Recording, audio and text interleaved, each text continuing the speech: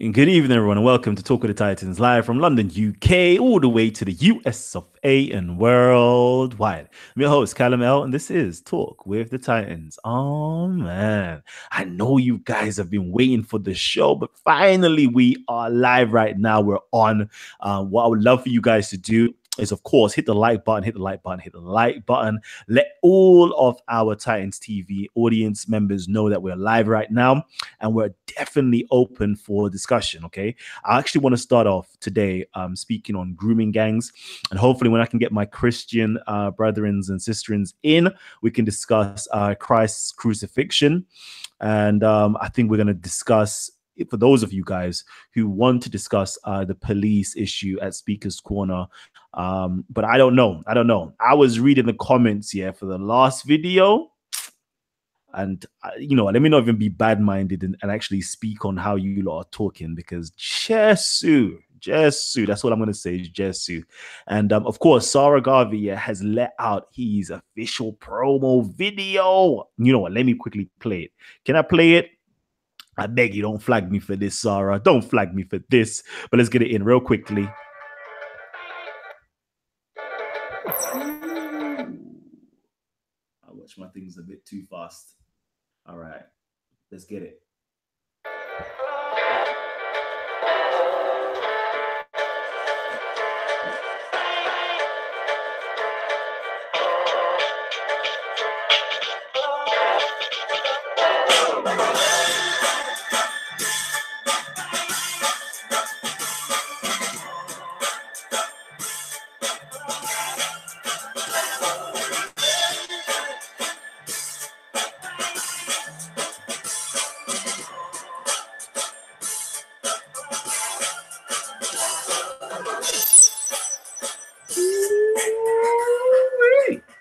So you already know it's going to be fire. Absolute fire right there.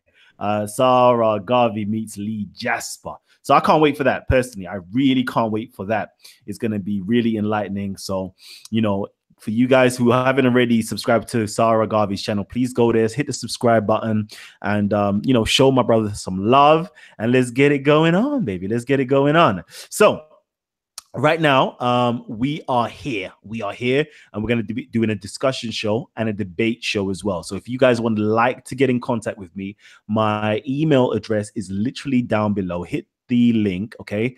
Email me, kalam@live.co.uk,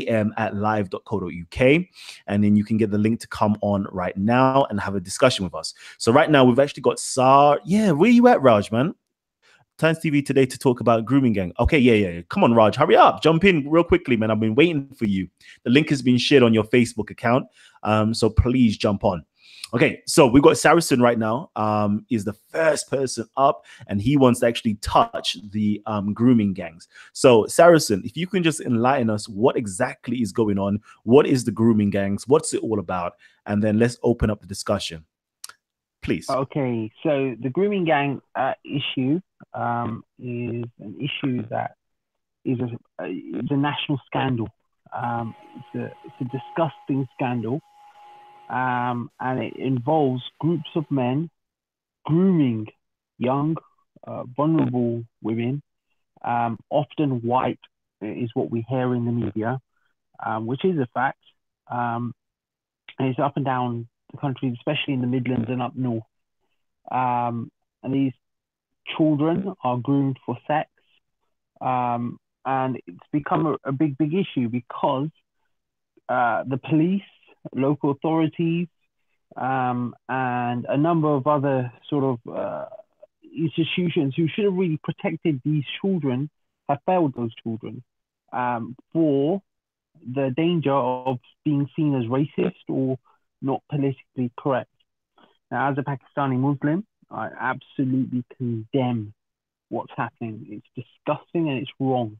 But I'm not happy that it's being dealt with as a Pakistani Muslim, or I forget that it is a Pakistani. We can say it's maybe a cultural issue, but certainly not a Muslim issue. And we've got people exploiting this issue because it's popular.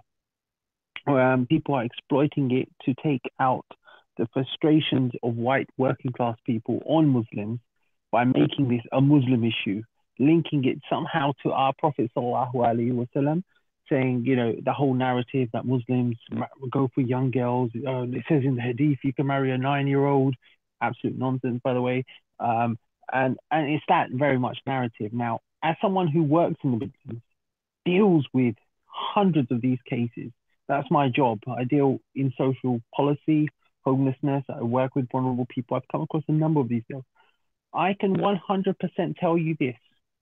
There are hundreds of Pakistani girls that are being equally exploited, but we do not hear about them.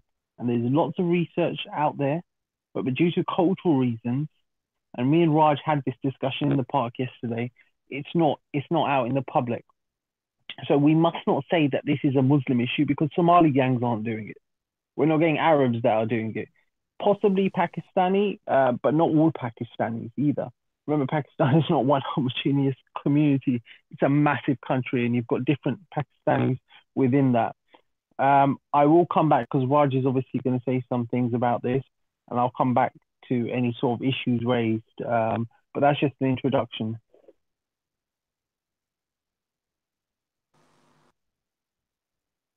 Okay. Raj, please come in. Okay, Raj, are you there? Can you hear me now? Yeah, can hear you. Yeah, all right, Saracen. It's good to meet you yesterday, bro. And Titan and Kalam as well. Can I talk for a couple of minutes? Because this is something that's very personal to me. And can you hear me? Yes, there's a lot of background noise though. I don't know what. Yeah, I have to warn you, because Gin and Tonic show know it as well. My computer's old and it's like a jumbo jet, so I'm gonna have to shout a little bit, and you have to mute me when it goes too much. Okay. But let me just I'll have to tell you something for like a couple of minutes, just for you to understand that how personal this is to me. One of my relatives, second cousin, was groomed when she was 14 by 5 Pakistani guys. This happened around 8-9 years ago, and the Sikh community has been fighting this for such a long time. I can't remember how long it's been, since the 80s. We even set up a group. Yeah. Raj, 1 second. Do you want to ring my phone? Ring my mobile, and I can speak to you via that means, and it'll be easier for our listening audience. Okay. Whilst we're waiting for Raj to just ring up, Buddha, real quickly, you got about 10 seconds to jump in. Do you know what? Yeah, I'll just ad lib for now until Raj phones you. But what I was going to say is this, this is the Muslim times when it comes to this grooming gang. If you remember back in the day, it used to be the black guy, the pimp. If you see the TV shows and the films, the black guy was always portrayed as the pimp and these kind of things. Then it was the Romanians bringing over prostitutes from Romania, Albania, all of those things. This time now, we're looking at Pakistani Muslims. It's just the way of things. This is the progression. Right about now, the focus is on Muslim Pakistanis. But what's really an issue is what's really the issue is this: that there's some sort of Islamophobia that's prevalent within society nowadays. Okay, so we've got Raj back on again. Hopefully you'll be able to hear him better. So let me just put him on for you guys now. Is that Jumbo Jet in the background? Nice, perfect. Yeah, so basically what I want to say is I've got first-hand experience of the whole situation. I've seen how it not only devastates the girl, but how it devastates the family. And I know how it works as well. The grooming happens is exactly the same around the whole country. So it doesn't matter if it's Oxford or it's in Rotherham or Telford or with Sikhs or whites or Hindus. The same situation happens. I'll tell you the story of my cousin, so you can see how similar it is to the rest of the stories. So they found my cousin when she was around 14, and she was very vulnerable at the time. She was a girl that was pretty, but she thought she was ugly. So she was a little bit vulnerable in the sense that she had no confidence. And so what they did, like an older guy, picked her up at a Hindu festival. And he was, I think he was pretending to be a Hindu or something, I can't remember. And then what he did was He pretended to be a boyfriend, took her out for around 3 or 4 months. Then he started introducing her to other guys. Then he started getting her onto drugs. Remember, she was only 14. Then onto alcohol. And then it just snowballed to the point that she was addicted. And within 6 months, he started prostituting her up to around 5 other guys. All of them are Pakistani Muslims, yeah? I think 2 of them are brothers. And so there's a massive problem within the Pakistani, and I would say the Muslim community. I know people like this, but I will explain later why I say this, because I had a conversation with Saracen where I think there's a toxic mix of Islam, South Asian misogyny, and Western kind of culture that kind of creates this. One of the things I want to say is that Saracen said that when I spoke to him yesterday, he had a problem with a group called Shared Up Punjab, and it was a Sikh group called Lions of Punjab. Shared means lion. And the reason it was set up is because we were protecting our girls. And a lot of people think it was a gang and we were going out beating up Pakistanis. But we weren't. We were trying to protect our girls. And it had to be set up during the time to kind of protect our people. It did go a bit awry at the end, a bit like a lot of gangs. It started going into drugs and stuff after. In the beginning, like the Crips of in America, they were originally a defense gang. And it just keeps carrying on. We have a group called SAS, Sikh Awareness Society, that is dealing with it. And I've heard of hundreds of cases through that. There's another group called Sikh Youth UK, who I've done a drawing for. So anyone wants to see the artwork, I'll probably put it up somewhere. My name's Raj Patel, so you can Google my artwork. I do realistic black and white. So I've been working with them to raise awareness as well. This is why at the park I can sometimes come across as angry, because I'm frustrated at the lack of acknowledgement from the community that there's a problem. I want to just say before I let someone else talk, I want to ask the group that if I was to give you an example, it's an analogy, that 65% of crimes of stealing apples was done by Sikhs, who are only 1% of the population, would you not want to know why they're stealing apples? Yeah, it's the same thing with the grooming gangs. You have 85% of people doing type 1 street grooming that are from a particular background, and people need to acknowledge that and just say, look, this is a problem, tackle it, otherwise the things are going to get out of hand pretty quick. Yeah, so I'll let somebody else talk now. Hello? Okay, thank you. All right, thank you. Stay there. Hello. Yeah. Okay, did you have something to say? What, me? Yeah, you. Easy. 1 second, man. I'm just trying to... What, can you see me? No, but let me quickly get it flowing again. So, family members, let me just welcome you guys again to Talk with the Titans. Talk with the Titans was literally birthed out the idea that the intellectual giants of our community should have a well-organized platform to present, discuss, and debate critical information affecting our community proposed by you, our audience members. So today we're actually, we've got a few topics up. So we've got grooming gangs, we've got Christ Crucifixion, and we've got what's been going on with the police at Speaker's Corner. Okay, so these are the 3 topics that we've got here today that we're going to be discussing. And remember, family, okay, we have literally 3 rules on the show. Rule number 1, keep your mics muted at all times. Okay. Rule number 2, respect our Titans cipher. Today we got panel members. So technically speaking, everybody here is a Titan, and respect each other's ciphers. Please do not interrupt anybody or anything like that. Respect their time, give them the respect that's actually allotted to them. Third rule is this is a family friendly show. Okay. We got literally my own family members. Okay. I've got, sisters, nieces, cousins, and all sorts, children watching these shows. So please, no profanity, no ad hominem attacks, nothing like that. We want to keep it nice. We want to be, role models to the younger generations. We want to let them see that we can have intelligent discussions without being heated, without actually getting into fights or cursing matches. So let's make sure we can do that today. So right now we're talking about grooming gangs, and I want to know, okay, is this a Pakistani issue, or is this a Muslim issue, or is it something else? Okay, who is equipped enough to answer this question? And it seems though. Okay, I'm going to go back to Raj right now, and then afterwards I'm going to go back to Saracen and see if we can get to the bottom of this. All right. So remember, Raj is actually a Sikh. Okay, Raj is a Sikh from the Indian Punjab. Is that correct? Insane? Correct. All right. And then we've also got Saracen as well, who is a Pakistani Muslim. So it's going to be very interesting to hear, the different vantage points on this. So let's get it in. Raj, please explain to us why this is happening. All right, I'm gonna explain what I said to Saracen and to another Muslim brother yesterday, and what I think the problem is from the observations and also from my own personal experiences. Obviously, the Sikhs from the Punjab are pretty much genetically the same as the Pakistanis from Punjab. We used to live together side by side sometimes.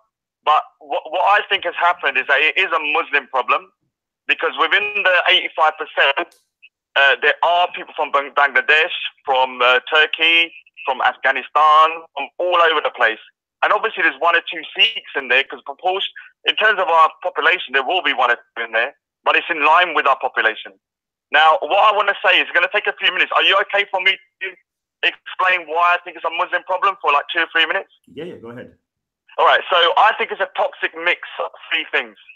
And obviously a religious Muslim who's a devout Muslim isn't going to go in grooming because they can't handle alcohol. And that's the argument I always hear. And I agree with it. But these people are still Muslim. Just because you're saying they're not, they are. Yeah, you can't defeat them. Yeah, they say they're Muslims, they're Muslims. And so what I think the problem is this, that first of all, you have a toxic mix of culture, which is Punjabi culture, including my culture, Sikh culture as well, which is very misogynistic, very honor-based. So when something happens, people hide it. Even my cousin, we didn't deal with it properly. We went to the police, but they wouldn't deal with it. So we did it ourselves. I can't go into details what we did, but we did what we had to do. And so that wasn't the right way to do, but because of honor, we didn't want it to go any further. And so that's the same with the Muslim community, Pakistani community. You don't want to talk about things because it's embarrassing. Yeah, that's one thing. That's a toxic mix. Then you have the next mix, which I'll say is the Islamic culture. Now, I want to say something. Sometimes something that is good can have bad consequences. And what I would say is that if you talk like about a Catholic priest, they're celibate. Yeah, that's a good thing in a way, but it has negative consequences because they become frustrated and start abusing kids. Yeah, because they need an outlet. The same way with Muslims, I believe that they're told to look at women. You can't look in their eyes. Women has to be dressed up in a particular way. Women are separated from them totally, whereas in the Sikh community, they're not. We can shake hands, we can look in their eyes and stuff like that. And so there's a lot of repression in terms of women. Like you can't look at them and they're a sexual kind of object that you've got to cover. Now, when you come to, this is the third toxic mix, which is when you then get the Western culture involved, where women, are not dressing the way they think they should. And so they're not covered up, they're, drinking and they're going out and doing things. These guys then see them as lesser. And not only do they see them as a kafar, in my opinion, they also see them as maybe like sluts. Yeah, and so you have this three toxic mix that once they're all together, you have the grooming situation, which is not happening in the Sikh community. Where our abuse in our community is there, but it's in line with our population. You cannot ignore the fact that you've got 4% population doing an 85% of a particular crime around the country. And I want to say to my Muslim brothers, stop ignoring this, because the shit's going to hit the fan hard. And until you actually tackle it properly, it's just going to get worse. So I'll let it back to you guys, and you lot can decide whether what I said was right or wrong, or whether you agree with it. All right. Thank you very much, Raj. Let me quickly bring it back to the family. All right. So, Saracen, please, I need to hear you. I need to hear what you have to say right now. Yeah, I was just going to say, I think with respect to Raj, he's speaking absolute nonsense, absolute and total nonsense. The fact is there are so many people doing things in the Midlands. There are many. How many of you have heard of the Muslim Women's Network who are dealing with this hands-on, who are dealing with hundreds of Muslim girls? We don't hear about those Muslim girls because it's not sensationalist. Hundreds. I know personally so many Muslim girls that are being abused by these sickos. It's not a Muslim problem. Absolutely not. And I said this to Raj, he didn't really have a comeback yesterday. The fact is, I mean, I go around and I sometimes bash Salafis, Wahhabis, yeah? Then we've got the Brelvis and Deobandis, all conservative Muslims. You're not getting people from them, the most conservative ones, doing it. And if it was a religious Muslim problem who's seeing these kuffar, surely they're the ones that should be doing it, right? The fact is, it's linked to so many issues and you can't oversimplify this. This is to link to socio-economics, yeah? When in the 1960s, when people came from Pakistan, largely they came as rural, and I have to be honest with this, and it might not sound very nice, but a lot of them were peasants back home. They came here to find work in factories. Those same values that they brought and how they acted in the fields have carried through. You know, they might have a big beard, this, that, the other. There's a big demographic kind of difference amongst them, and amongst how they relate to their children. Now, again, we look at the towns that it's happening: Keighley, Bradford, Telford, Luton, places like that, Oxford. Yeah, in these towns, you've got Muslim gangs, Pakistani Muslim gangs, and everyone knows who knows the geography. We've got Pakistani gangs who are the drug dealers, you know, who are the pimps who don't really care if it's a white Muslim, non-Muslim girl, as long as they're making money. They're not. How the hell is that religious?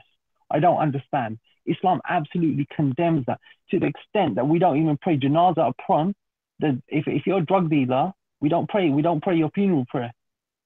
So I don't know how this is linked to organized crime. You've got the same people, and I've dealt with these scumbags.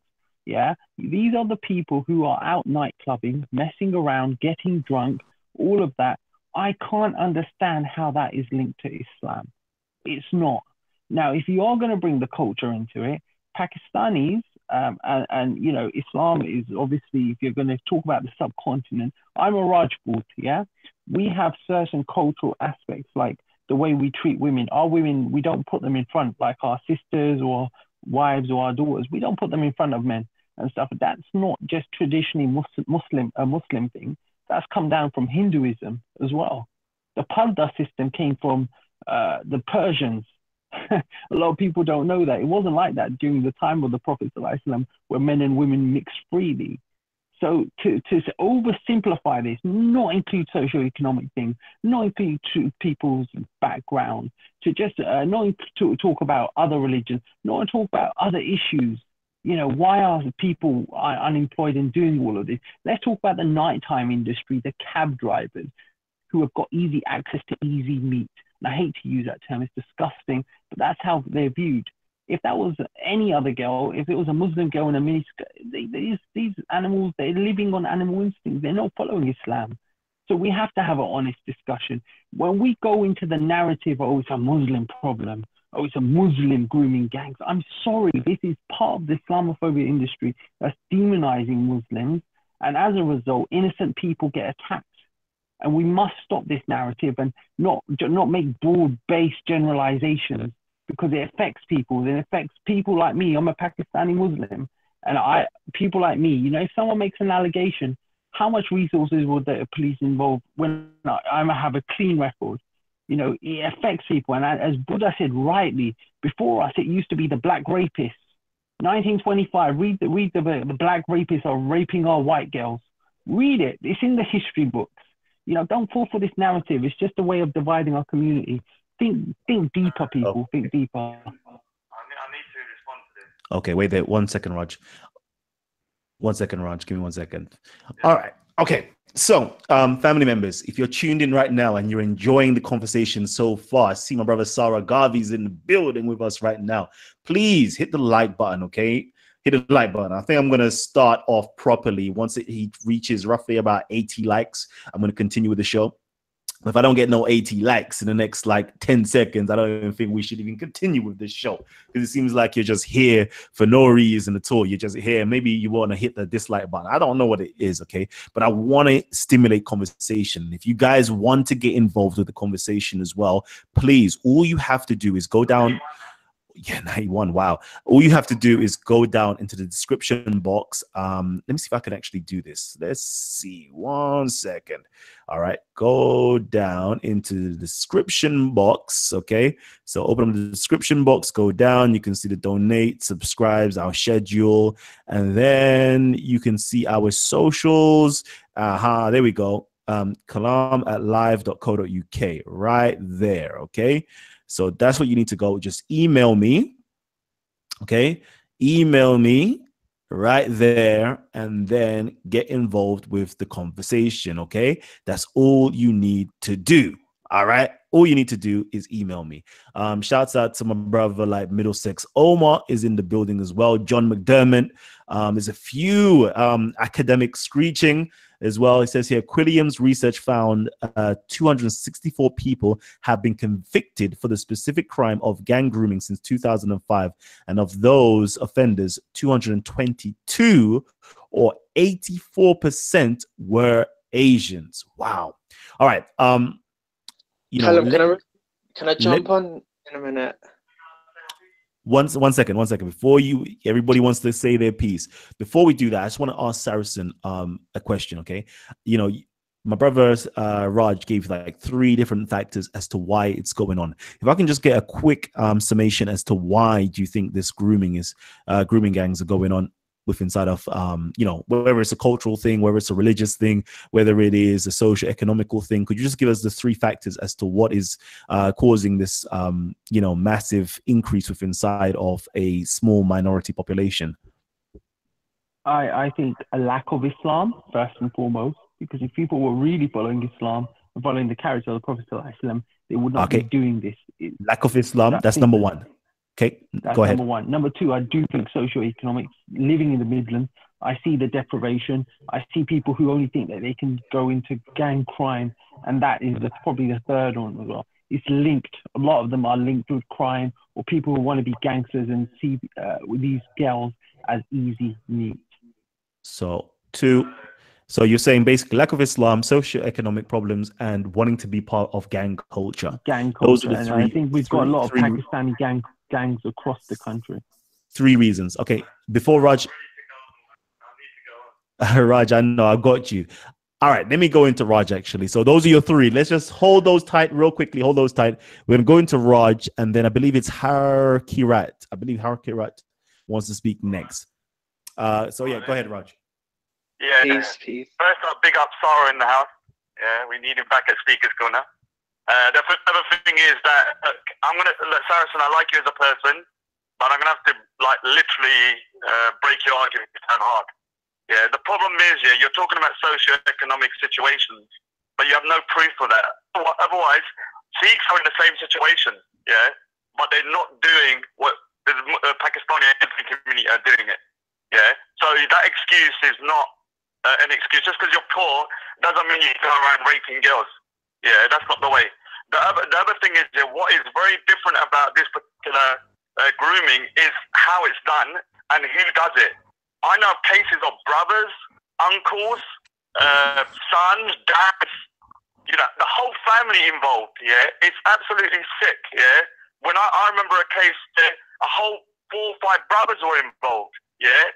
This could never happen in the Sikh community. If I told my brother I'm going out to see a Lebanon or a bill, yeah, my head will be kicked in. Yeah, I'll be taken out and hang up.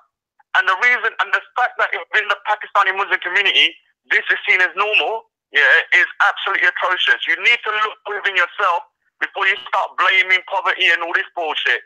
But there's nothing to do with that. Yeah, you either got morals or you haven't.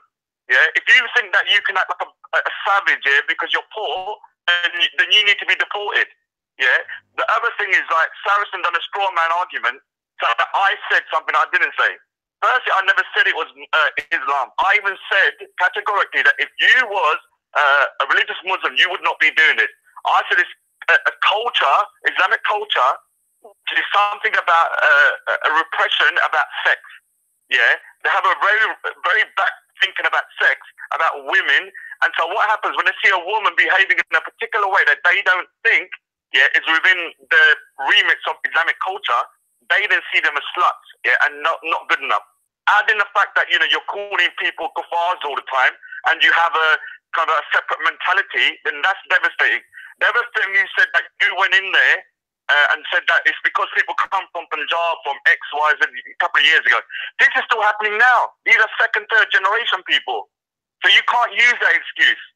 I'm gonna say, yeah, I'm sick and tired of the bullshit. Yeah, I'm absolutely pissed off. In 2017, it was 8 years since it happened to my cousin. The reason why I went Speaker's Corner is because of all these grooming cases, bring it all back. Yeah, and when I first went there, I was angry, yeah, and I was going into like the Terminator. And I still am going to go in like the Terminator, because the thing is, I need the Pakistani Muslim community and the Muslim community to realize that what the Sikhs have been saying since the 80s, and we kicked your ass as well with Shed Up Punjab. You call it a terrorist organization, but tell me something now. Are you still doing it to the Sikhs in the same way? Yeah, we busted a lot of people. A lot of my friends here went to prison. I even know someone I'm still in contact with who went to prison for 4 years here. Yeah, and I even designed the Shed Up Punjab logo. So I put on Shed Up Punjab in that day, and we were not the bad guys. We were trying to defend our girls here, while or the Pakistani Muslim community were going around raping and pimping out our girls, which we don't do to your girls. So all I want to say to you guys, all I want you to say here is that just recognize the problem and tackle it. Stop making excuses. We don't use poverty as an excuse to rape. We're having a discussion. Yeah, so I'll let you talk now.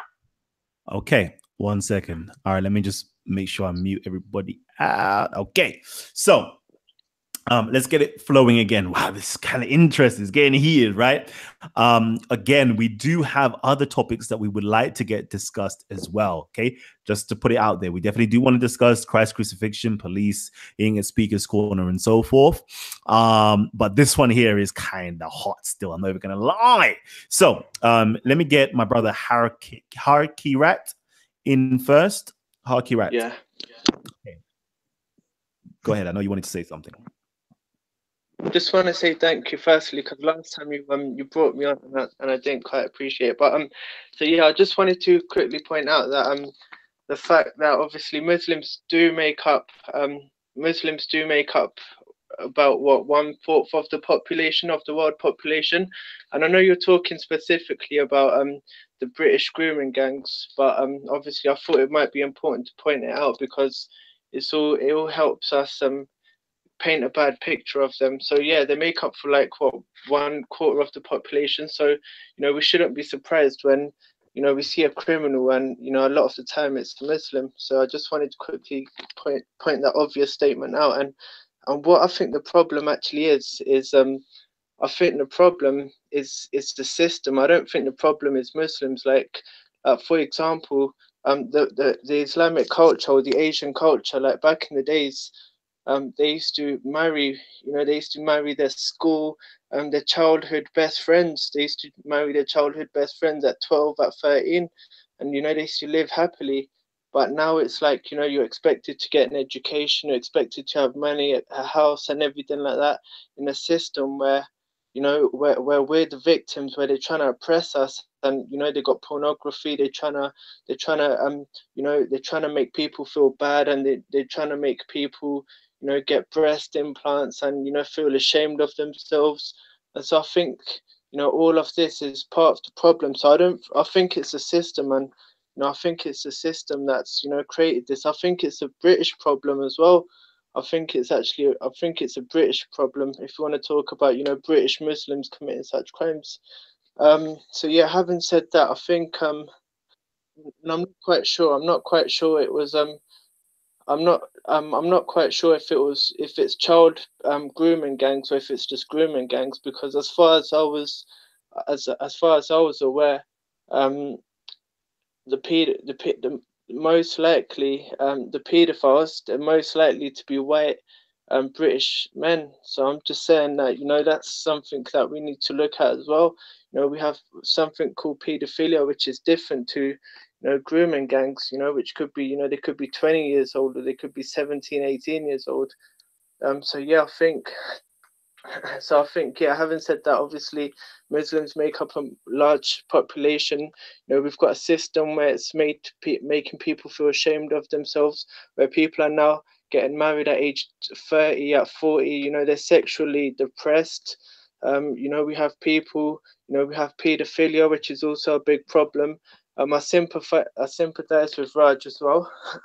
Obviously, what he's experienced with, what his family has experienced, and also I just if you don't mind, I just want to quickly introduce myself, because I think it'll be very important. I think it'll be relevant to this as well, because I'm from Punjab. I'm a Sikh as well, and in Punjab there's in Punjab there's no murder in Punjab, there's no corruption in Punjab, there's no theft in Punjab, there's no nothing in Punjab like that. And the thing is, and what my point is that it's only getting worse and worse and worse. Why is it that the West is only getting better and better and better? But in like the East, it's only getting worse and worse, because I think it's like the world is trying to divide us. Like, for example, according to Professor Robert, I forgot his surname, in the book called 100 Greatest Ideas That Changed the World, he states that India, or I'll say Punjab, because he said Indus Valley, and Punjab is the land of the 5 rivers, and so Indus Valley is where Punjab is, and he states that we have proven advanced integrated sewage systems and toilets at least 4,000 years before Christ. And in that next paragraph, he says that in 1870, 50,000 British people, they died from cholera. Why? Because they didn't have toilets. They didn't even have toilets. And so my point is this. My point is, what happened to our toilets? Where are all our toilets gone? Did they just disappear? Did a big flood come and destroy the toilets, but not the people? No. What happened was they came and they took our toilets. They stole our toilets, and then what they did was they after stealing our toilets, they observed them. They observed the toilets, and then what they did was they created a mechanical lever. They created a mechanical lever, which is today known as the flush toilet. They invented the mechanical lever, which pumped water and made the poo go away. And then they said, "Look, we created the toilet." And what they tried to Come do, on, bro. Eating, man. they tried to sell them back to us. They tried to sell them back to us. Stupid, ridiculous. This guy's trolling, We can't even afford toilets, and that's just one example. Leave aside water, and then they want to call us uncivilized. They want to say we're uncivilized, and we're this, and we're that. But we want our toilets back. The day that I believe the solution is this. The day we let Muslims, very quickly, the day we let Muslims and Asia print paper money out of thin air, the day we let them print paper money out of thin air like the West do, then trillions of pounds of debt, I think then we won't have such problems. All right. Thank you, man. Thank you very much. Thank you very much. All right. Raj, I know you want to get on, but just wait real quickly. I need to get, we've got various voices on the panel right now that definitely want to get their voices heard. I know you guys are having a good time in the comment section. I see you guys. Okay. I see you guys. Now, who's this? Jay Nish is in the building, but we've also got, who is it with the real conversation? I think we've got Joe. Okay. Joe, I want to mix it up, okay? We've got an white or English Londoner from the Labour Party that's trying to get on. And hopefully, if you're on right now, let me know that you're on. Joe, is that you? Yep, that's me. Excellent, okay. Could I get you to come in and, have your say, please? Yep, okay, I'd like to say good evening to everybody and everybody on the panel. And first, I'd like to say that the topic is much of a platitude, meaning it doesn't really say much. Are there grooming gangs? Yes, everybody knows that. Does everybody condemn that? Well, I hope everybody does, because that's just basic human morality and instinct. But however, I echo what Buddha said, that it's a larger phenomenon again. We look at Eastern Europe and Greece, for example, where there are people, where there are so-called the migrant crisis, where there are black grooming gangs that are raping the native population there. And this is also echoing here in the UK, where there are so-called Muslim grooming gangs.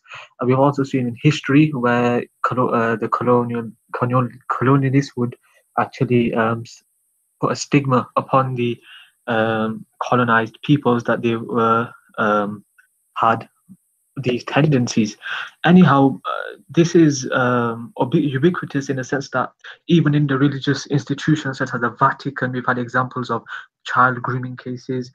David Icke, Kalam mentioned David Icke the other day. David Icke mentioned about in the Parliament, and we see it day out even in Hollywood. We see many so-called grooming cases.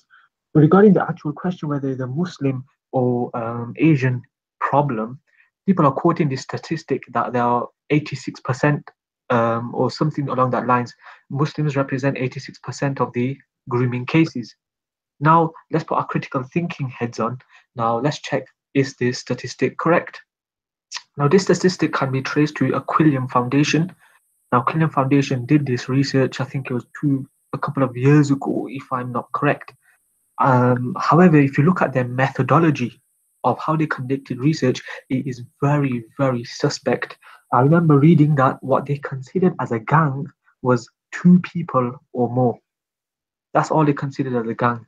And it has been refuted by many other people that they engage in what you call selection bias, i.e., they geared their statistical method in such a way that I would actually target Asian or Muslim grooming gangs. By the way, this is not saying I am defending them, because obviously anybody who does it is wrong, but I think it has become sensationalized as it so happens in this day and age.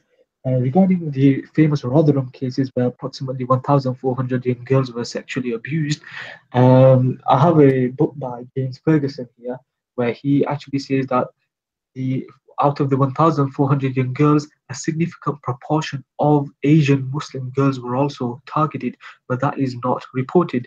It's also said that the actual statistic of 1,400 young girls, is what the actual Baroness did was she multiplied 87, which was the highest number of reports that were highest number of incidences that were reported in 1 year, and she multiplied it by 16 because there were 16 years the study was done, and she said 87 times 16 was 1,400. Therefore, 1,400 young girls were targeted, which is not really academic and accurate.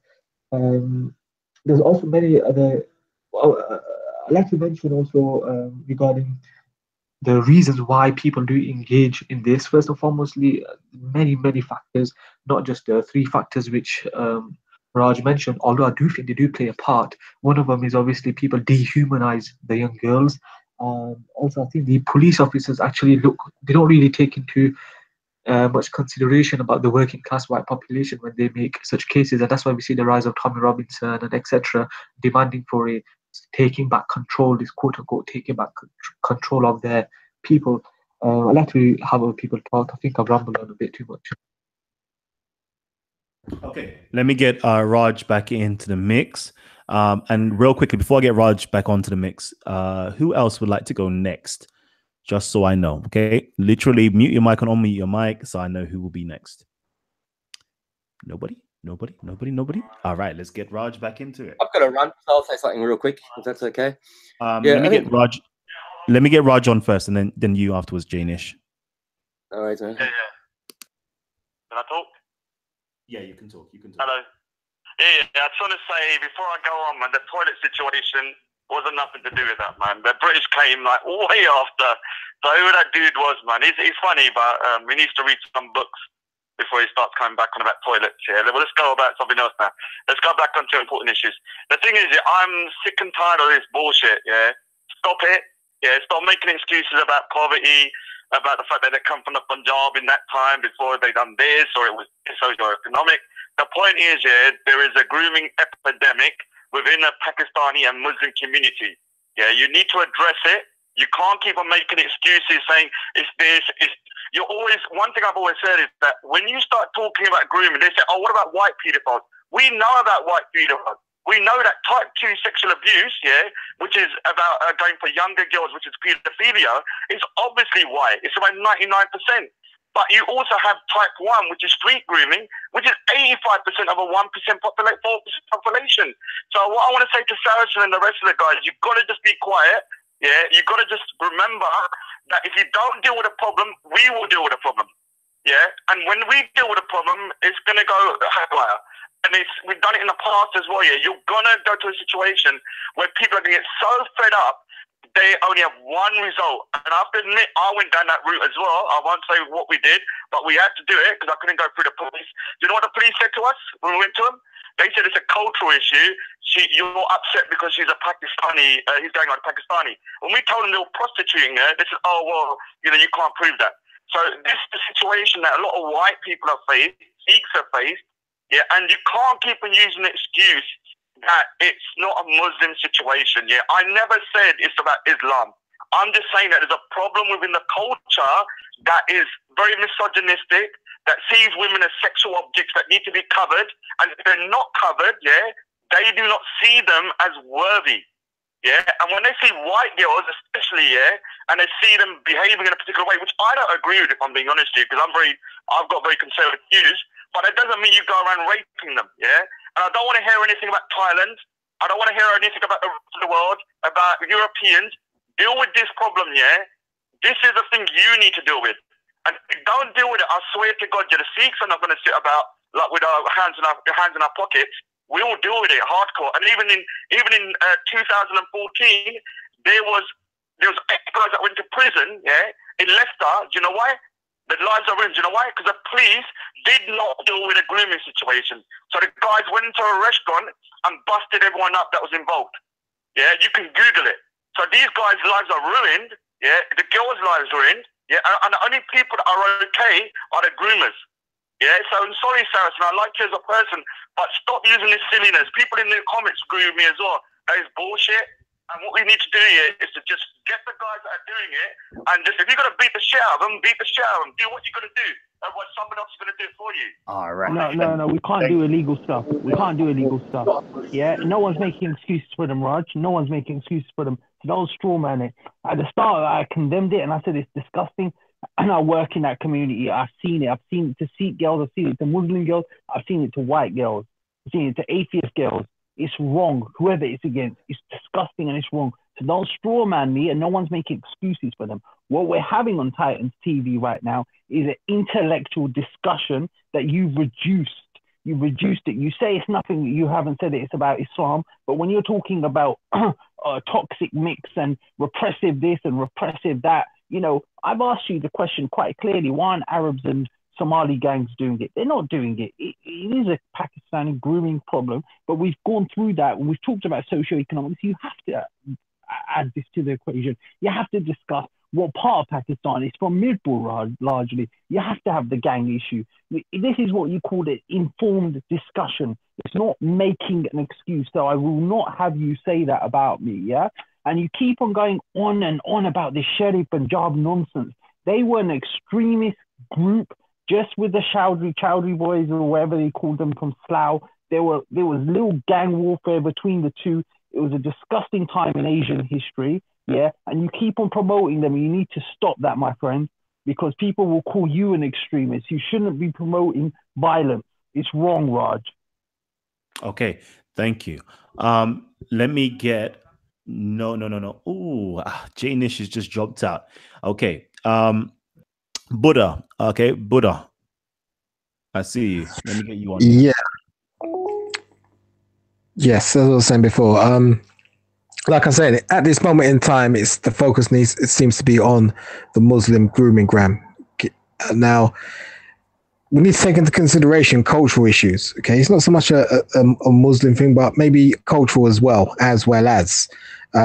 So you got people coming to England, and I firmly point the finger at the government, by the way. You've got people coming from other countries coming into England, okay? They're not used to seeing ladies walking around with short skirts, being drunk, being promiscuous, etc., etc., etc. they don't know how to react to that. They don't know how to deal with that. But when you've got governments allowing them to come in and not monitoring them, yeah, allowing the people that said they're allegedly 15 years old, yeah, and they're 20 odd years old to come into the country, that is a failure on the government. And this is the social repercussions of this. Yeah, there has to be some sort of recompense from the government themselves, right? I would like to take this opportunity to speak to the issues from the girls. As many of you know, I was brought up in care, okay, in children's homes and all the rest of it. I've encountered young girls who have been through what we're talking about now, okay? They're very vulnerable, okay? If the right people ain't paying them their attention, i.e. the governments, the youth workers and all the rest of them, they'll seek attention from any place they can. And this is why those grooming gangs target those vulnerable girls, okay? I firmly believe that it's a cultural thing, and the people that are coming into this country see it as a free-for-all. They got carte blanche, they can do whatever they want because they're uneducated with society in Western societies. Let me throw the mic to someone else. All right. Okay. Let me just make sure I open up the mic to everybody to make sure that they have their say. We got Joes here as well. Joes, I believe. Yeah, that's me. That's you? I think so. That? Are you sure? We got Christian and Joes. So you got two things open. I changed my name. I used to be El Portugali. I changed my name. Okay, but there's two open up right now. So have you got one that's named Christian and another one named Joes? Go on, let the Joes drop his ball first, innit? Yeah, please. Joes, go ahead. Kalam, let El take the mic because he's got the good stuff to contribute. Okay. So, Joes, your thing isn't working right now if you are trying to speak. All right. Let me go to Christian. Go ahead, Christian. You hear me? Okay, Joes. Yeah, go ahead. Oh, right. All right. Cool. Callum, love your stuff. Not gonna lie. It's all good. I'm from London. I'm a white kid. But you know, I'm gonna echo mainly what Saracen and Raj says overall, just a sort of a summary about it. I think I understand you can't be generalizing about Muslims and you can't be saying that this is a Muslim problem in general. But I think that I mean, at school I have this Turkish girl who's a very secular girl. She dresses very skimpy, I guess, explicitly sort of. And I think you can see how we have a few Muslim kids in our class and they sort of give her dirty looks, it seems like. And it seems like it might be a sort of cultural thing. I don't want to, overstate that.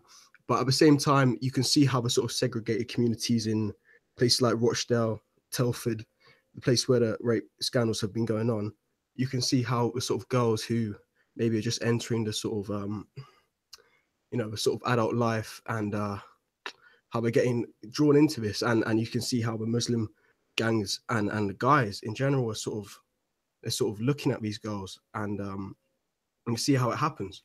So I don't want to make it out like a general comment, but I think that there's a problem that needs to be acknowledged in the community on the Muslim side. I don't want to offend, but I'm going to be honest. And I just think that if we can speak truly and openly about this, have free speech, don't really worry about, offending people's their culture and stuff. I think that's the best way about going about it.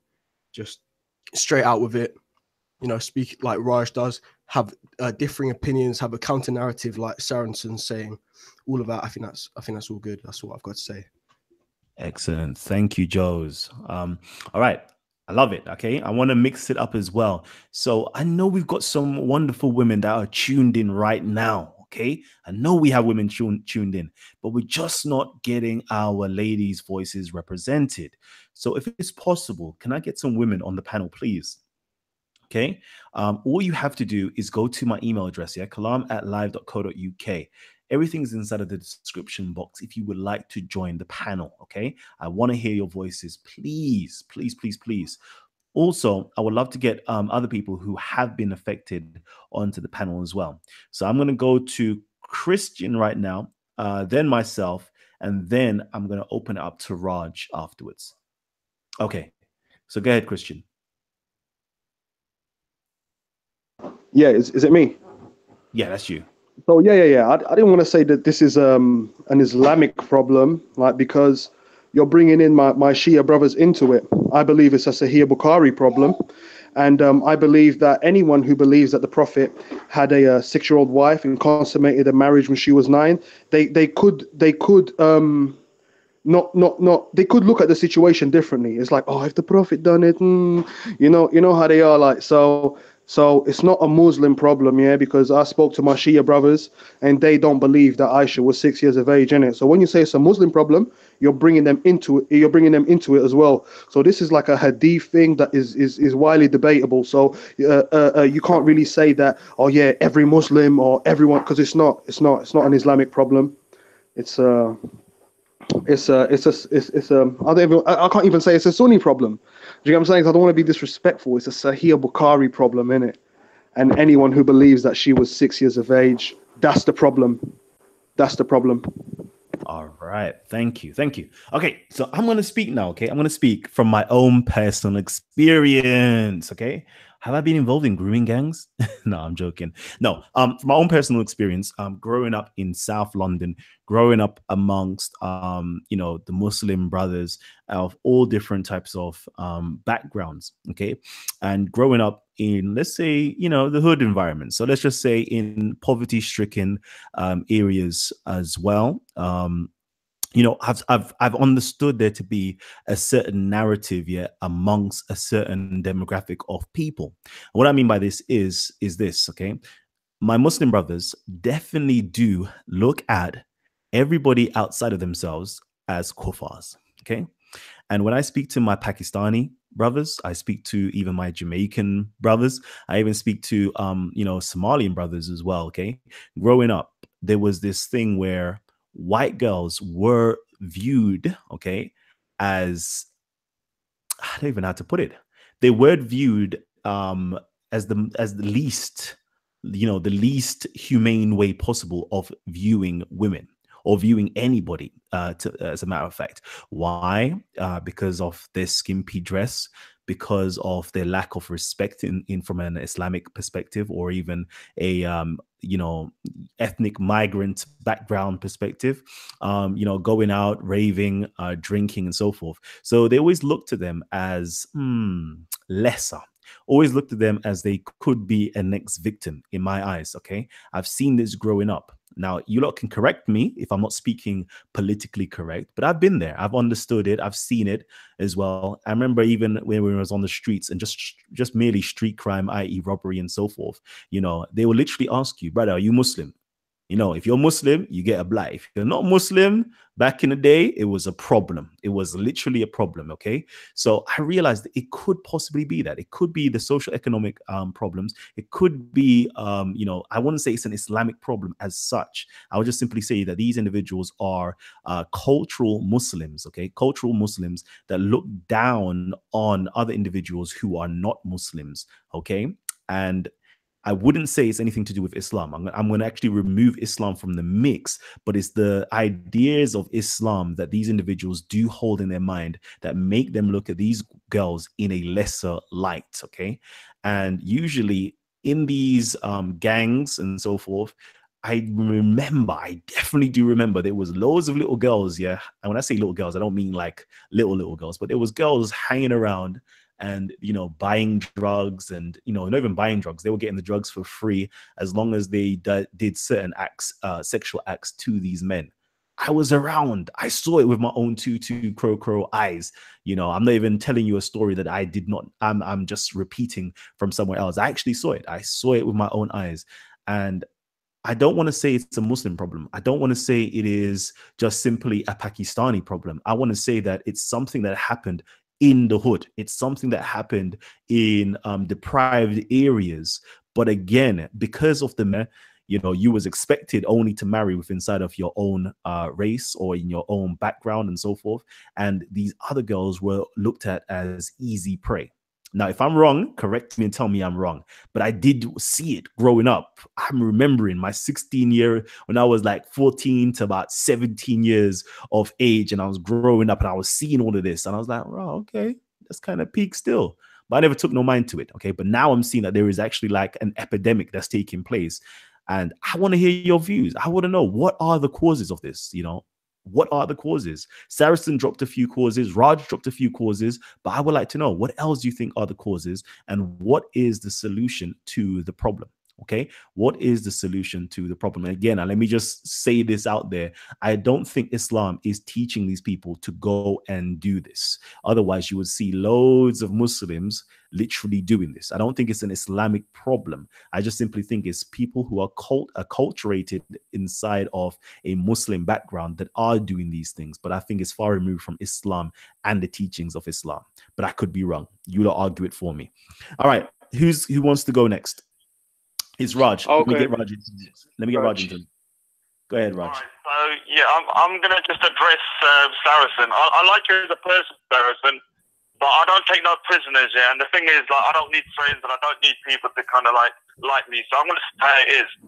I don't care if it hurts your feelings or hurts the Muslim community feelings. There is a problem, yeah, and I didn't condone violence. What I said, if you don't deal with a problem, sometimes people have to take things into their own hands. When my relative was groomed and the police done nothing, what do you want me to do? Sit at home eating dinner? Or do you want me to go out and get the guys? Yeah. So the thing is, like, yeah, I admit that this particular situation, someone says I'm getting emotional. I'm not getting emotional. At the end of the day, if someone you know something's happened to them very, very bad, it would have been raped, you will be pissed off. Yeah. So this particular topic, it does hit, a raw nerve. The thing is, yeah, that I just think the Muslim community need to start looking at the fact that you can't keep on saying, oh, there's no Arabs in this. It's not a Muslim problem. Oh, there's no Turks in it. It's not a Muslim problem. If there's Bengalis, Afghans, you have people from other different Muslim backgrounds are in there, what are you going to do? Say, oh, there's no Indonesians in this blocker. Yeah, you have to recognize the fact, yeah, that there's a problem, yeah, and there's a link between each of the people where I actually saw the statistics that out of the 246 people that were convicted, yeah, around 50 were named Muhammad. Yeah, that's not a coincidence. That is a ridiculous amount of people to be called Muhammad within the conviction rate. Yeah, so you cannot tell me that these people, yeah, are not they're not Muslim.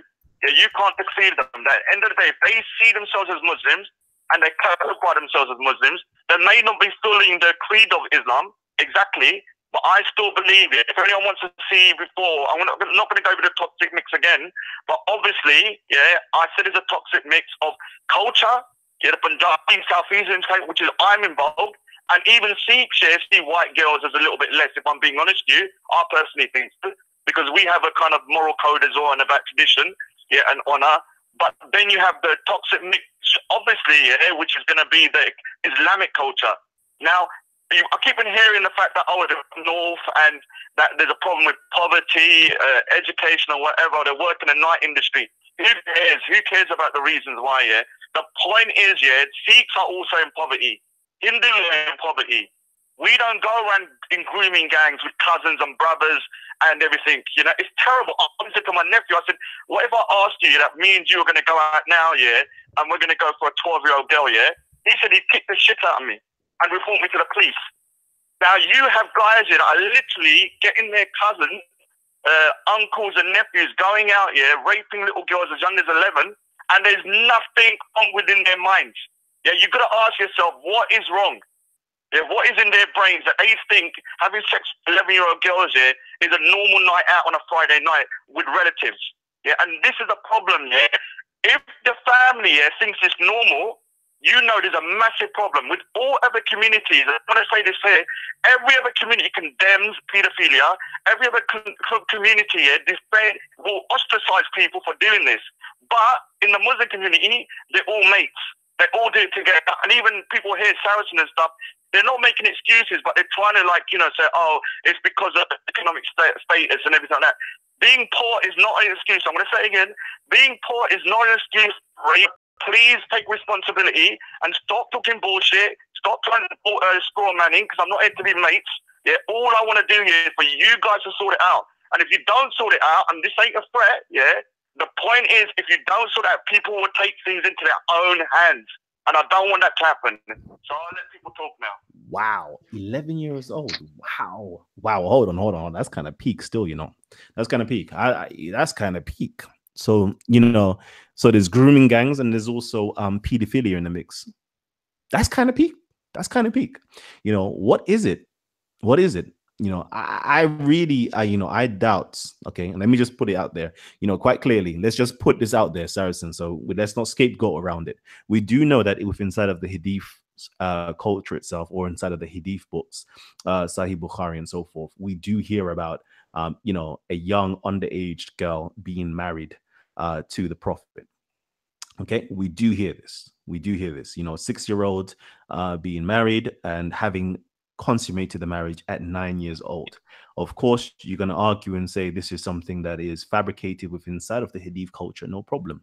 Okay, but I doubt just because that is in there, okay, it makes other men's minds want to have sex with an underage girl.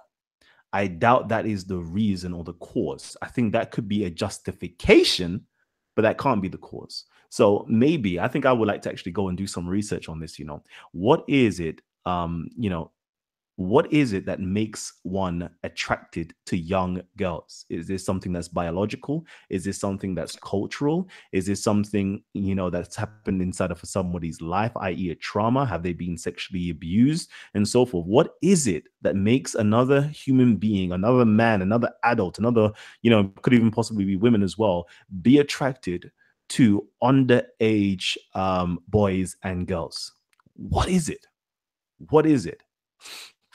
That's why I'm going to open up for you guys to let me know. Okay, let me know, because I think that's a madness. I don't think there ain't no type of religion, there's no type of books could ever say to me, yeah, have sex with an underage girl, have sex with an underage boy, and I'm going to be like, yeah, I'm going to have sex with an underage girl now. That's a madness. I don't think so. I don't think so. You know, I can understand if I want to have sex with an underage girl. You know what? My book says I can have sex with an underage girl. That's a justification. That helps me to justify the reason why I'm doing certain things. Like, that's a madness. That's an absolute madness. That's a mad thing right there. Anyways, pause, hold up. Okay, right now I want solutions. Okay, I want solutions. So if anybody has got solutions, or what strategies and tactics can be put in place, okay, to curb this growth, okay, or curb the numbers of individuals that are being used, okay, or curb what's going on right now, please let me know. I just want solutions right now, only solutions, because I know we have other individuals, Megatron, I know there's a few other individuals that want to get involved with other debates, okay? So right now I want to know, what are the solutions? I'm going to go first of all to Saracen, then to Buddha, and then to... I'll find out afterwards. Okay, Saracen, go ahead. Give me some solutions. Yeah, bro. So you want to know some solutions, but you just put it out there about the pedophilia. Just to put it out there, the majority of people who abuse underage girls are white people who are generally atheists. So it's not about religion. It's about just pervertedness and stuff out there. I fully agree with you that this is not about Islam. I'm glad that message. That's my point of being on the show today. It's not about Islam. Culturally, yes, we can discuss the culture, and you know, I've acknowledged that, and it's something that more needs to be done. It is being done, but we don't hear about it. So we need to get away from this narrative about Muslim grooming gangs that the right wing are kind of promoting and causing divisions. So the first solution is not to make this about a Muslim problem.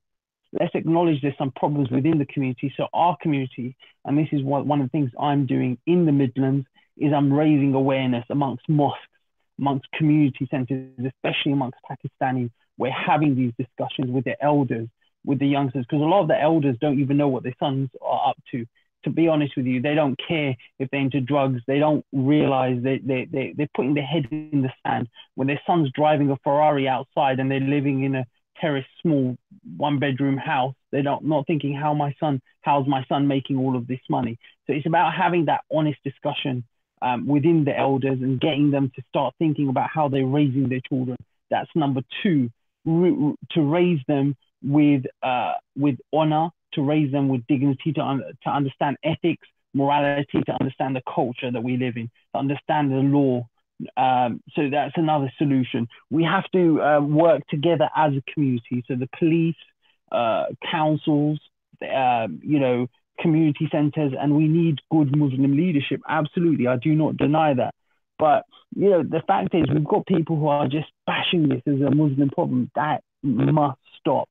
And I've made this point. No one can answer it, because the fact is, we're not seeing these Turkish grooming gangs. You're not seeing Somali grooming gangs. It's not a Muslim problem. Now, we can have if we're going to have a real honest discussion, we can also talk about how are these girls becoming vulnerable. We can talk about atheism and how people are leaving good Christian values of this country, and how our social services are a stretching point. And so people don't want to have that discussion. We can talk about the culture of decay, how girls are getting sloshed on Friday.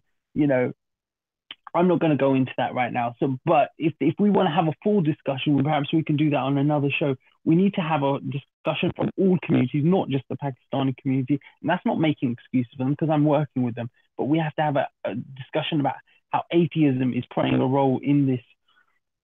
Maybe that's something we can do in the future.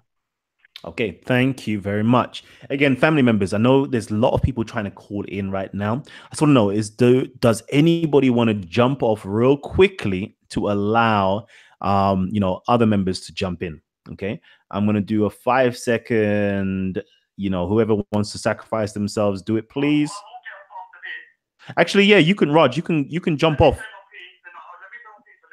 Hold on, Raj. Okay. You could jump off now, actually, from your yeah, let me just take you off, though. Let me take you off. Go ahead. Say your thing. Yeah, hello? Yeah, go ahead. Am I on? Yeah, you're on. Yeah, so I can't hear myself on the... No problem.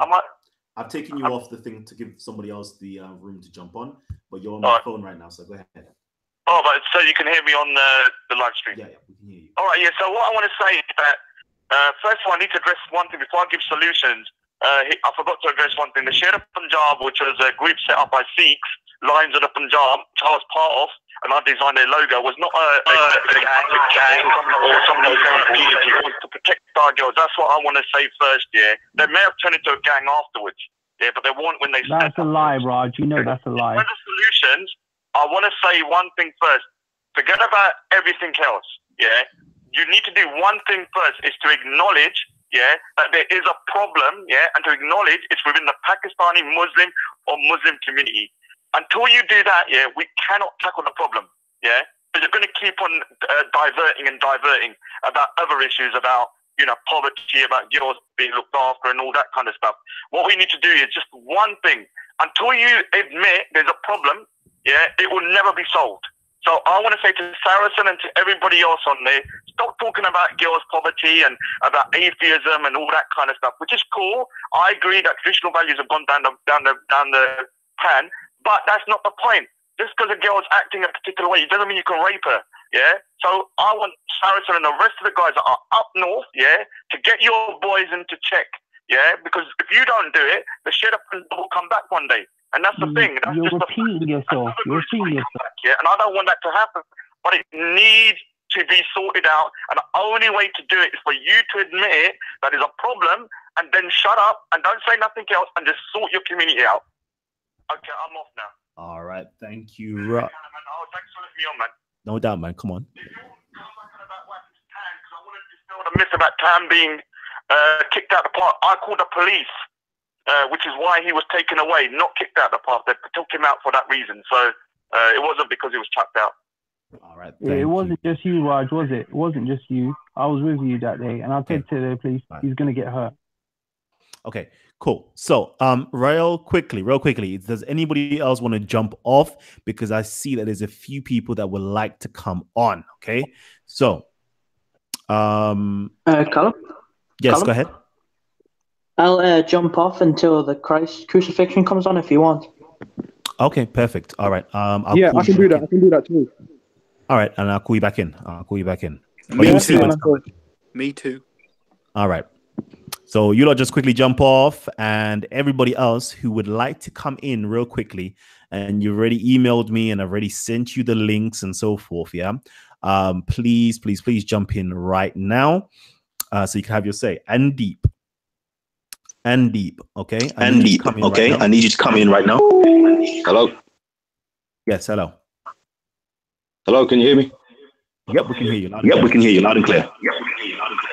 I'm going to ask you to mute your speakers. Okay. So I'm just going to wait for it. All right.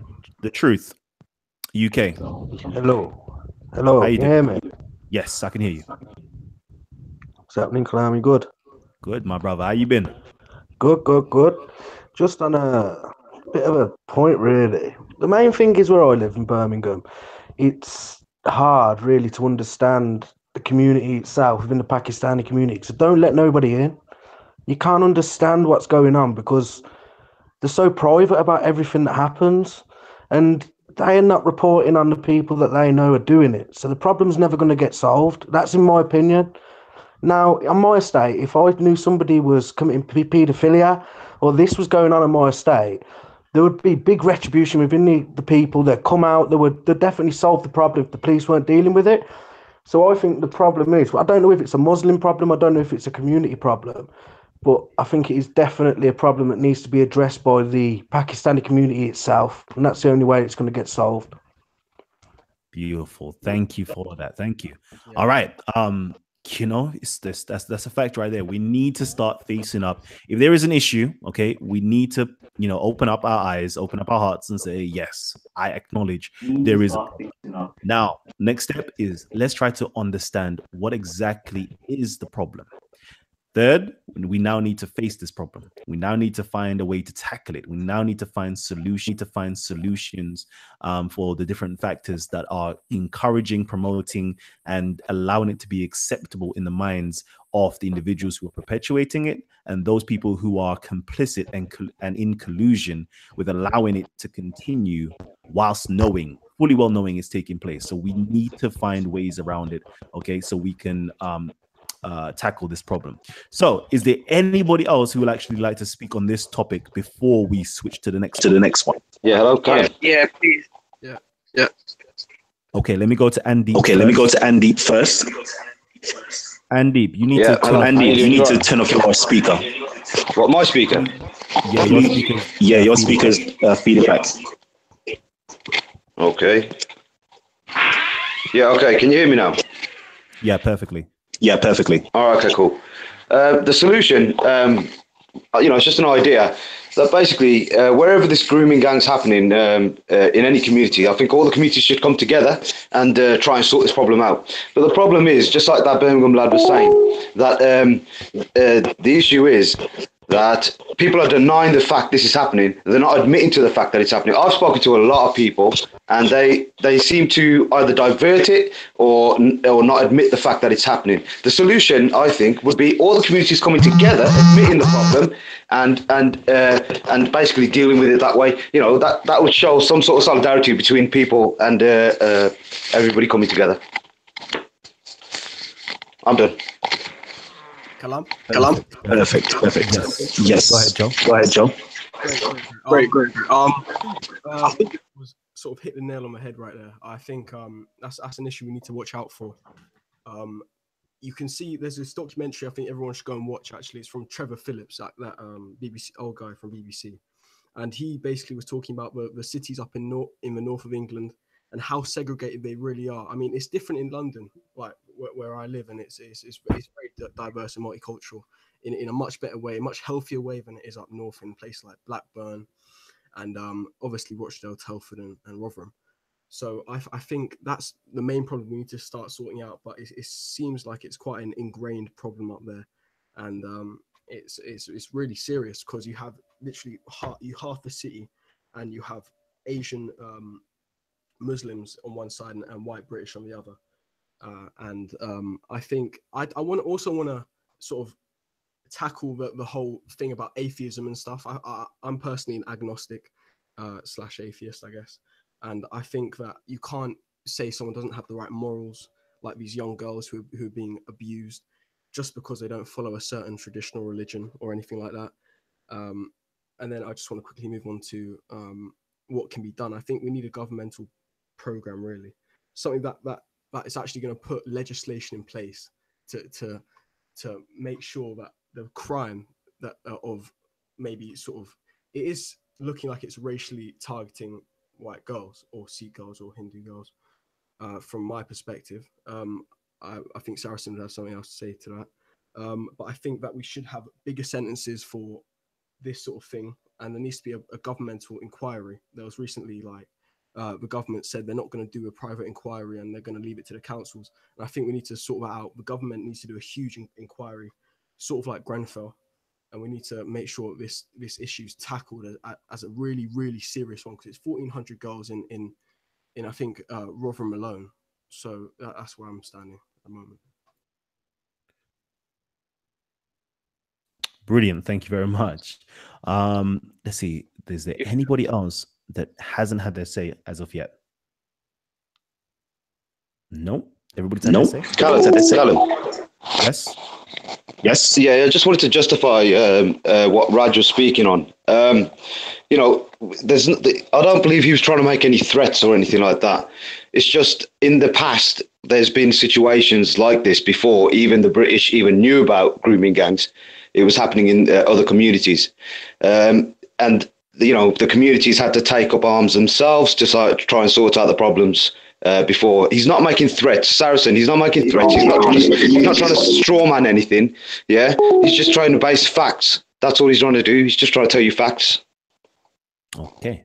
Can I disagree, Kalam? No, we know you disagree. We know you disagree, but just hold on right there. Okay, so family, okay, if you've enjoyed the chat so far, I know somebody's just posted up, yep, Callum, get the book, easy me. I hear you. I've actually got it, screenshot before. I know I need to check it out. Some people have posted up their solutions. Unfortunately, there's some earlier solutions that were posted up, but I haven't had the ability to go back and check. It only cuts off a certain point. So if you have your messages already copied, just literally just tag Titans TV and post your solutions. Okay, Titans TV and post your solutions. I'm going to try to wait as long as possible so you lot can post up your solutions so I can read it out live on air. So the last Matic says, Titans TV, the solution is to keep fathers in the household so these little girls aren't easily influenced by some guy on road talking to them about easy money. Okay, that is a solution from the victim side. Okay, let me hear some more solutions, but let me hear some solutions from the community that's responsible for these issues. Okay. Answer, if you're still there, I know you posted up something earlier on. Okay, so nope, I've already read that out. I can get you guys to mute your mics, please, because the feedback is terrible. Just mute your mic, please. He says castration. All right, come on. I need some real serious solutions. Give me a second, okay? I'm reading out comments right now, okay? This is what I'm going to spend my time here doing, read out comments. Callum, I beg you send me the link. All you have to do is email me, okay? My email address is literally there. Callum@live.co.uk, right there. All you got to do is email me and I will send you the link via your email. Unfortunately, we have problems with trolls, so that's the best solution. Even though I have trolls sending me porn in my inbox, but that's another story. Or registering me to mad different sites, but that's another story. Okay, we're going to have the haters. Okay, so I want to talk solutions on this topic. Okay, Pence ones, at this stage, only a violent comeback is the only truly viable comeback. After that, you can talk. Okay, all right. Let's see. Okay, so answer says, I was saying that we need to make it easier for people to accept what is going on in their communities and name and shame people at the very least. Yes. Okay. Definitely stop chronic polygamy and chronic child marriages. Okay. Callum, Hindu girls have been bullied for decades in colleges and universities up and down the country. Okay. Omar says that was supposed to be a gift. Okay, okay, I got you. The solution is to stop talking about white and Asian issues and talk about black issues like Winnie Mandela's death. I hear you, but right now we're healing as a whole, as a community. When I'm talking about community, I'm talking about the British community.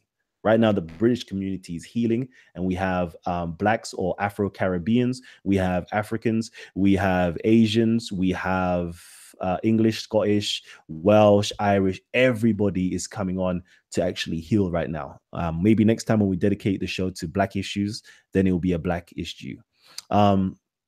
Especially the children. Our community generally shuts the children up for accusing their brothers, uncles, fathers, rather than investigating it.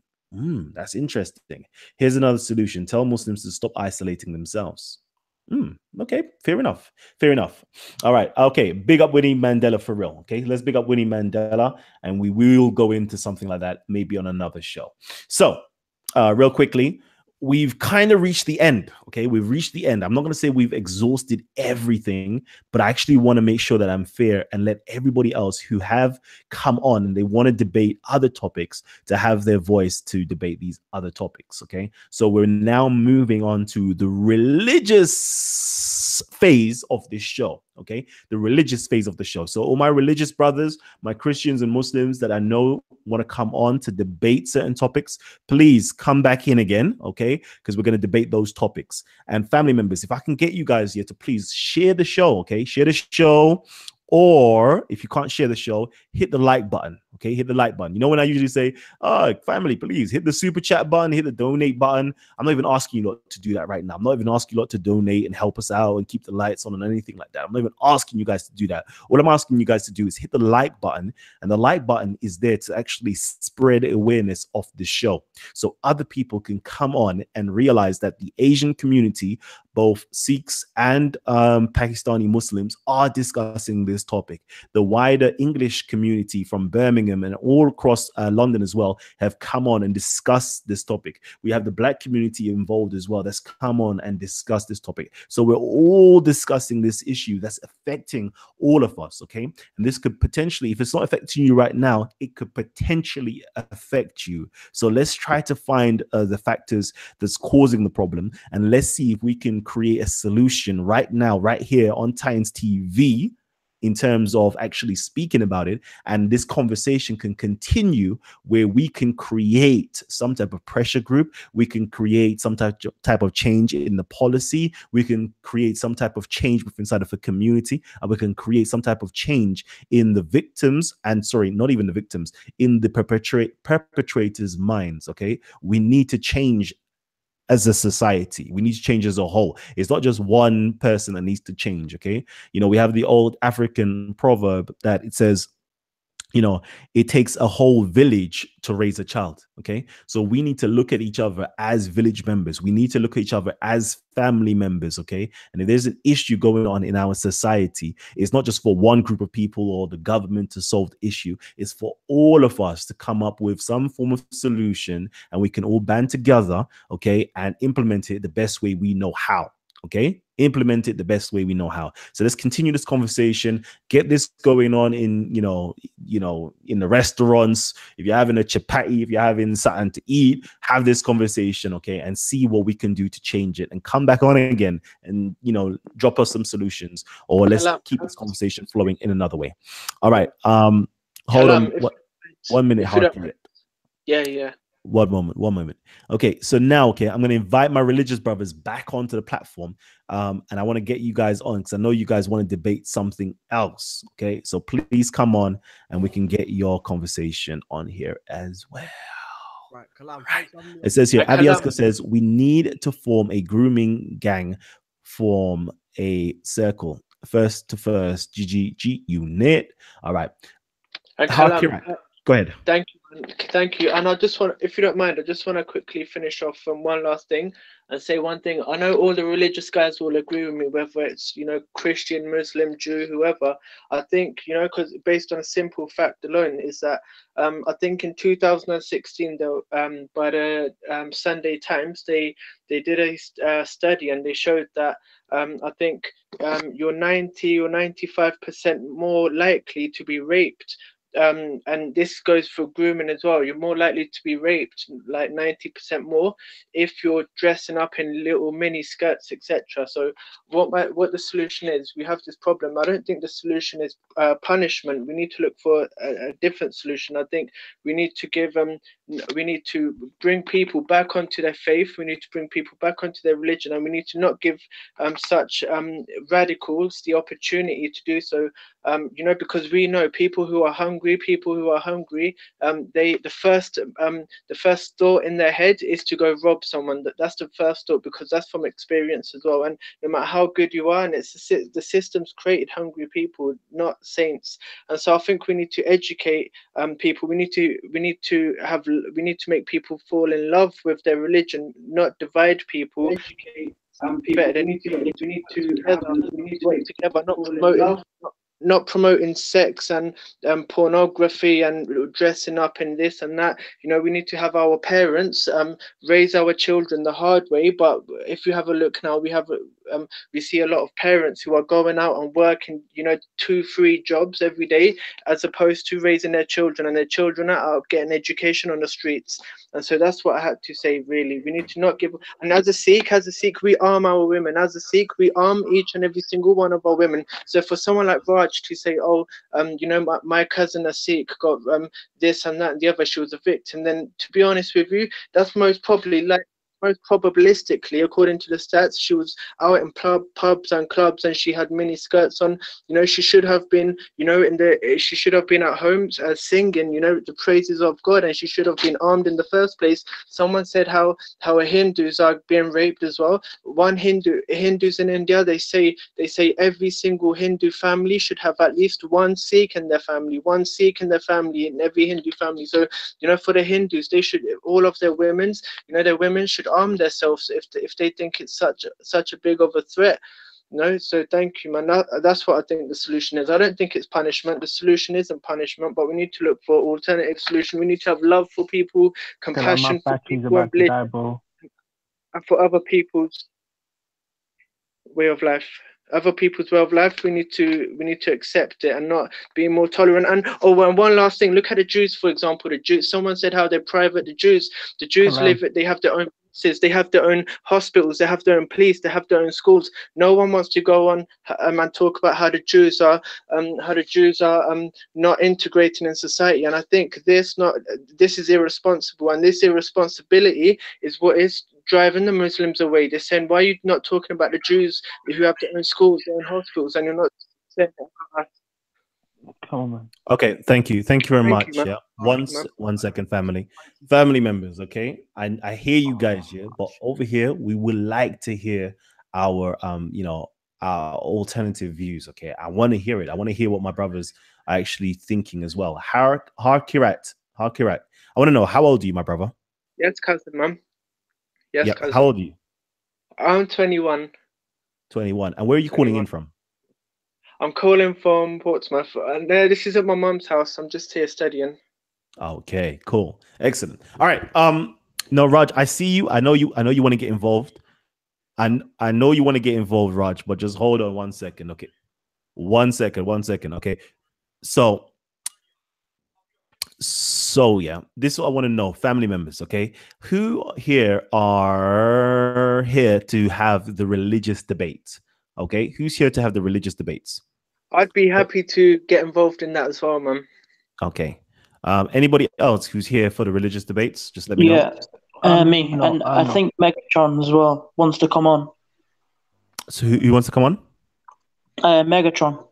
Megatron. Is there enough room on the panel? I think there is enough room on the panel. I'm going to jump off, Kalam. Can I just say one thing and then jump off? Yes. But I think Raj is going to come on directly after you once you said what you no worries. So I'm just going to say, you know, is an interesting discussion and stuff like that. And I think anytime a Muslim or some Pakistani will talk about this, usually we get shut down and our views. What we say is have a full discussion, academic discussion. It's easy to dismiss things and say, oh, we don't care about that, Muslim community, blah, blah, blah. We have to look at all the factors. And I think if we're going to have a really honest discussion and move forward as a country, then that's true. I completely echo what my Birmingham brother said. The Muslim community, especially the Pakistanis, we do like bury things, be it, you know, this grooming gang problem. There's many other things, and including terrorism as well. You know, these things are happening within our community, but it's so important that we win the trust of the community, and we get people like myself. Like there's a brother that I know quite well who's doing so much work on this, but you probably haven't heard of him, Mohammed Shafiq, who's, I believe, from Rochdale or Bradford, that sort of area. He's doing loads of work on this, and he's been talking about it consistently for 10 years, but no one hears of him. He's a Pakistani Muslim, and he's been raising these sort of issues before it blew up. It's important that we get the Muslim community as part of our British community to work within it. Now, it's easy to demonize me or Mohammed Shafiq or other people and say, no, you're making excuses. We're not. We're really not. We're trying to include everyone in this, because ultimately that change needs to come from within our community. So if we alienate that community, you know, it's just gonna cause more issues. That's all I'm gonna say on that. I'm gonna wish everyone good night, and hopefully we can have some more discussions in the future. And before you go, I'm still waiting for you, my brother. I'm still waiting for you. What's that for? Come on, man. I'm going to be taking a trip up to Birmingham soon, man. Oh, Come on. yes, please. Yes. Oh, yeah, don't worry. I'll get back. I'll call you tomorrow. We'll discuss that. I'll get you a personal invite. Inshallah. All right, cool. Say nothing. We'll talk later. All right. Raj, okay. I'm going to give you the opportunity to come on. Let's get it. Kalam. Yeah. I'm on? Yes, you're on. I'm on? Yes, you're on. Yeah, all right, yeah. So I didn't want to come back on, but the guy that's talking about toilets from like 5,000 years ago that the British stole in like the 1800s, yeah, toilet roll. That dude is an absolute disgrace, yeah. If he's a Sikh. Okay, come on. Hold on, I'm going to say this here because he mentioned my cousin directly, saying she dressed up. Hold on. He mentioned I said probabilistically. So she was probably culpable for what happened, yeah? Just because a girl is dressed in a particular way, which she wasn't, even if she was, it doesn't mean she deserves to be raped. Exactly. Yeah? Even if she was in a miniskirt, which she wasn't, people even are hungry and drugged out, it doesn't mean she should be raped. That's right. If you think that, yeah, you need to be locked up straight away, yeah? People because are you're hungry. the guy that is going to start grooming. And you People are are hungry. the guy here that we need on the streets. If you think someone dressing or behaving in a particular way is an excuse to rape those people. So don't mention my cousin again, because next time I'll come on here and I'll be a lot rougher to you, yeah? And the thing is, stop talking about toilets as well. It's an absolute mess. Anyway, Thank you, I'll be off now. Raj, Sikhs don't believe in revenge. Sikhs don't believe in revenge. They believe in looking for solutions. They don't believe in revenge. All right, Raj. Thank you. Thank you very much. All right. So now, let's get it going on. All right. We're going to switch up the pace of the show right now. We're going to get involved with the religious side of the debates.